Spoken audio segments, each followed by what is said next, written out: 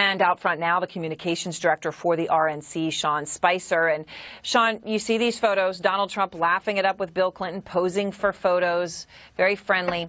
Trump has run on being an outsider, constantly slamming the Clintons for their connections. Doesn't this prove he's friends with them and make his criticism ring hollow?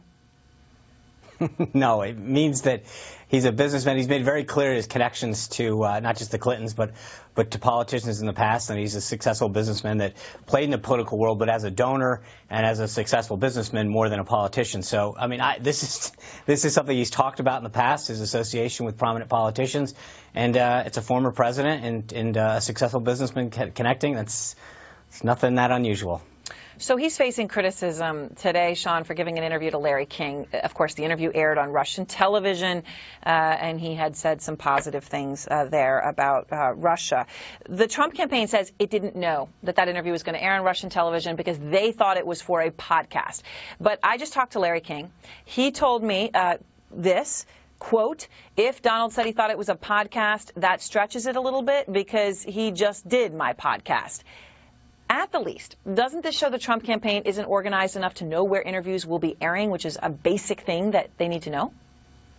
Well, unfortunately, I mean, the difference is that Larry King and Donald Trump go back farther. So it's not, in a lot of cases, people who've known Mr. Trump for a long time, including members of the media, will go through a different channel, if you will. And again, I've done Larry King's podcast and his show, to be honest with you. Several people have done it. And I think part of it is because Larry King has a lot of great connections, knows a lot of people, and he's a legacy-type journalist. So people do it. I think because he's got multiple platforms, sometimes people just don't ask. Frankly, when I did it the first time, I didn't even know where he was. People called and said, hey, Larry King wants to put you on his show, and I just did it. Sean, the chairman of the RNC, Reince Priebus, of course, your boss, tweeted after a national security forum this week. Hillary Clinton was angry and defensive the entire time, no smile and uncomfortable, upset that she was caught wrongly sending our secrets. Look, a lot of critics have said this was sexist, and I think at the least, Sean, it does seem that this is not a tweet that would have been sent about a man. I mean, what is the relevance in smiling a lot? In fact, during a national security forum, one would think it would be a negative thing to be smiling a lot. I mean, do you wish you didn't send that tweet? No, well, let's go back to the predicate of the tweet, right? She had been having to defend her improper use of classified information, her improper setup of this illegal secret server. And the point is that she looks uncomfortable. Frankly, just let's be honest. Maggie Haberman from the New York Times sent out a tweet that said she looked irritated and angry.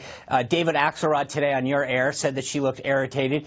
The Clinton campaign is pivoting to an entire new strategy of trying to be positive. Then they went out and attacked Matt Lauer as the moderator.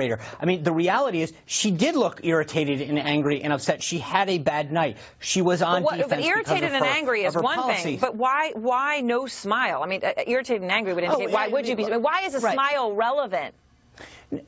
Well, look, I think you're interacting with folks. I think part of it is to show that you're comfortable as part of Media Training 101. Go out there, look like you're enjoying it, interacting. It was a town hall forum. You're being asked questions by voters and interacting with them. I think that the Clintons realized they had a bad night. And what did they do? They went and blamed people because they went out and recognized the obvious. And then second, they went out and blamed Matt Lauer for saying that he was over the top. I mean, it was other veterans that asked those questions too. Are they mad at them? At some point, they have to take responsibility for their own actions. Hillary Clinton has a history of making everything about somebody else's problem.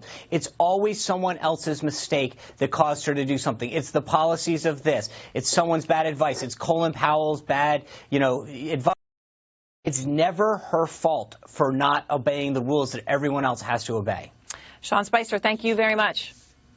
Thank you. Have a great weekend.